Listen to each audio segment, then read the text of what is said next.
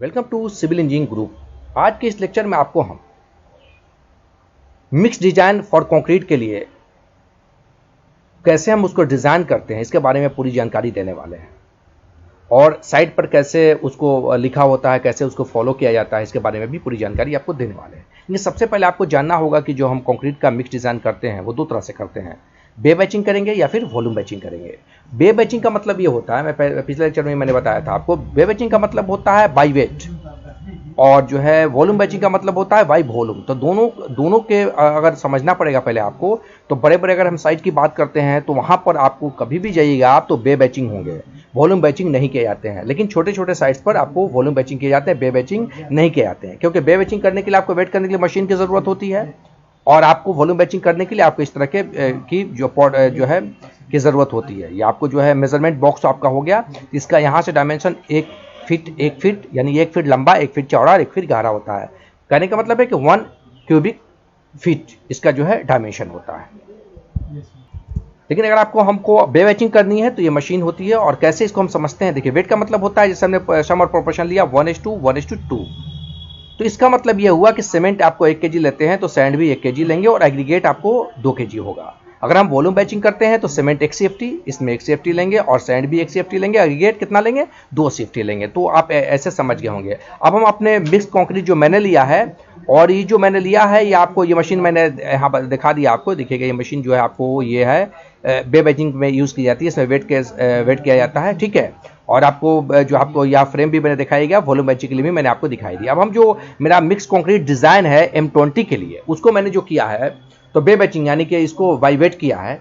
तो देखिएगा, इसमें आपको मैंने यहाँ बना दिया है कैसे साइट पर इसको फॉलो करना होता है। अगर आपको डिज़ाइन कर रहे हैं तो इंजीनियर इसको डिज़ाइन करते हैं, और उसके बाद इसी के अकॉर्डिंग आपको इसको करना पड़ता है। अगर आप फ्रेशर इंजीनियर हैं तो आपको ये सब जानना चाहिए, ताकि आप साइट पर इजली काम को करा पाएँ। तो मिक्स डिजाइन अगर M20 की बात करते हैं तो इसमें देखिएगा सीरियल नंबर है, मटेरियल हो गया, यूनिट्स हो गए, और आपको एक वॉल्यूम आपको 1 मीटर क्यूब हो गया।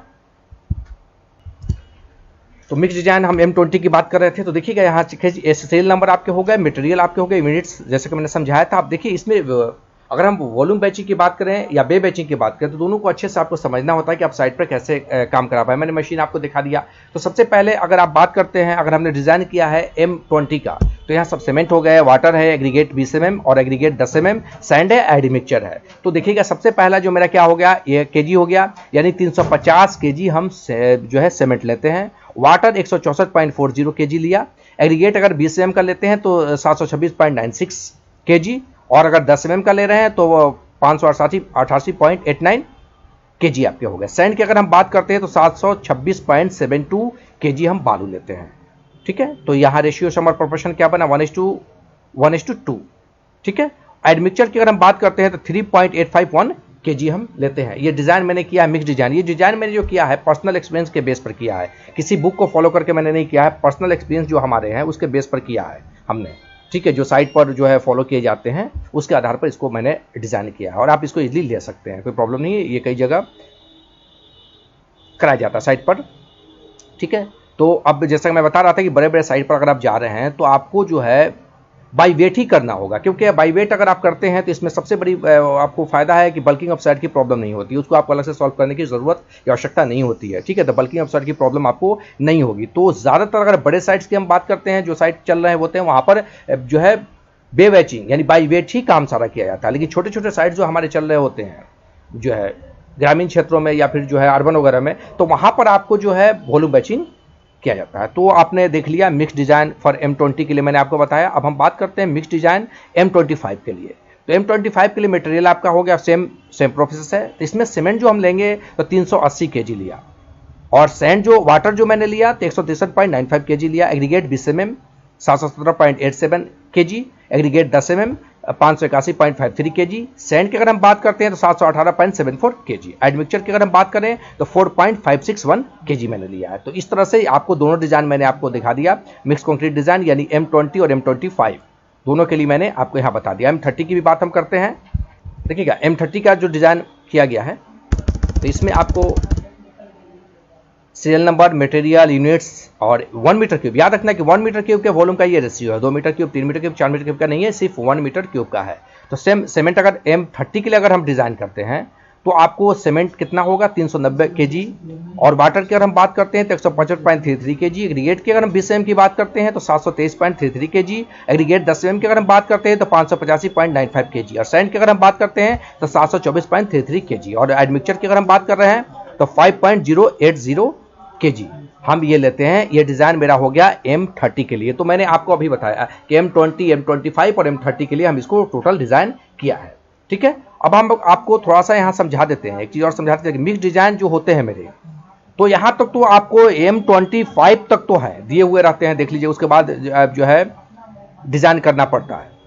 तो देखिएगा आपको यहाँ एक टेबल मैंने बना दिया है, जिससे समझिएगा मिक्स डिज़ाइन फॉर कंक्रीट। तो आपको देख लीजिएगा मिक्स प्रोपोर्शन हो गए, कैरेक्टराइज कॉम्प्रेसिव स्ट्रेंथ न्यूटन पर मीटर स्क्वायर में हो गया, और आपको ग्रुप में इंडियन कोड जो है एज फॉर इंडियन स्टैंडर्ड 756/2000 ये कोड है। इस कोड के अकॉर्डिंग इसको किया गया है। तो सबसे पहले आता है M5, M7.5, M10, M15, M20, M25, M30, M35, M40 और M जो है M50, 60 तक ये होता है। तो ये आपका जो हो गया इसका।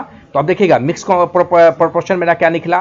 तो मिक्स प्रोपोर्शन मेरा हो गया 1:5:10 M5 के लिए, ठीक है। इसका कंप्रेसिव स्ट्रेंथ कितना होगा 5 न्यूटन पर mm स्क्वायर। उसी तरह M7.5 के लिए 1:4:8। 1:4:8 का मतलब होगा कि 1 सीमेंट 4 सैंड 8 एग्रीगेट, और इसका कंप्रेसिव स्ट्रेंथ कितना होगा 7.5 न्यूटन पर mm स्क्वायर, ठीक है। M10 के लिए आपको 1:3:6, ठीक है। तो आप यहाँ समझना है कि M5 और M जो 7.5 होते हैं लीन मिक्स होते हैं, बिल्कुल मतलब जो है बिल्कुल कमज़ोर होते हैं, ठीक है। तो इनका यूज़ ना के बराबर किया जाता है। M10, M15 और M20 ये आपको होते हैं ऑर्डिनरी कंक्रीट। तो M10 का कंप्रेसिव स्ट्रेंथ 10 न्यूटन पर mm स्क्वायर, 1:3:6।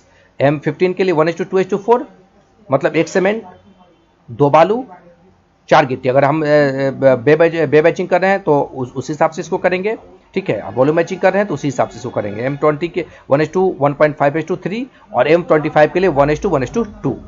तो इस M25 का कंप्रेसिव स्ट्रेंथ कितना होता है 25 न्यूटन पर mm स्क्वायर। ये स्टैंडर्ड कंक्रीट माने जाते हैं। जितनी भी हाई राइज बिल्डिंग हो या किसी खास पर्पस के लिए आपको बनाना हो, भूकंप से बचने के लिए बनाना हो, तो उसमें इंजीनियर इसको उसी हिसाब से इसको डिज़ाइन करते हैं। तो ये जो यहाँ से जो यूज़ होता है M25 से, ये हैवी बिल्डिंग के लिए, हाई राइज बिल्डिंग के लिए स्पेशल डिज़ाइन किए हुए बिल्डिंग के लिए किया जाता है। और M20 तक नॉर्मल किसी भी ऑर्डिनरी कंस्ट्रक्शन में आपको वो किया जाता है, ठीक है। तो यहाँ से आपको स्पेशल हो जाता है। तो अब आपको इजीली यहाँ से समझ गए होंगे कि जो मैंने मिक्स किया है कैसे किया है। यहाँ पर फिर बता दें कि बे मैचिंग और वॉल्यूम मैचिंग, तो आपका ये कंक्रीट मिक्स जो हो गया 1:1:2 के लिए मैंने यहाँ किया है, ठीक है। और ये मशीन आपकी हो गई, जैसा कि मैं आपको दिखाया था। हैवी मशीन भी होती है, मैं आपको दिखा देता हूँ।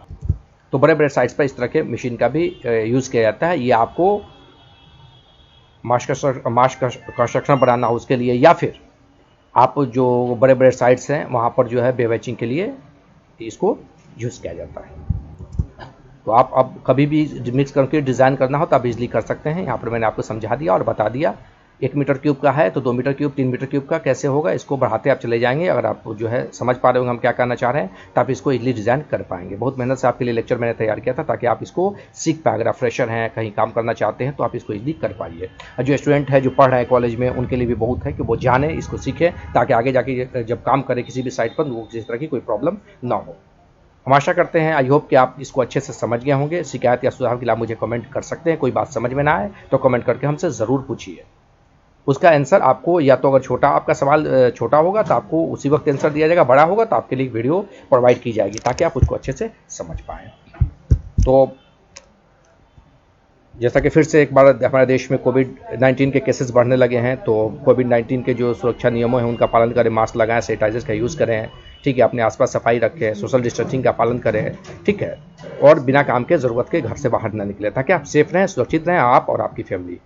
इसी आशा के साथ जो है मिलते हैं हम अगले लेक्चर में। तब तक के लिए goodbye, that's all, have a nice day.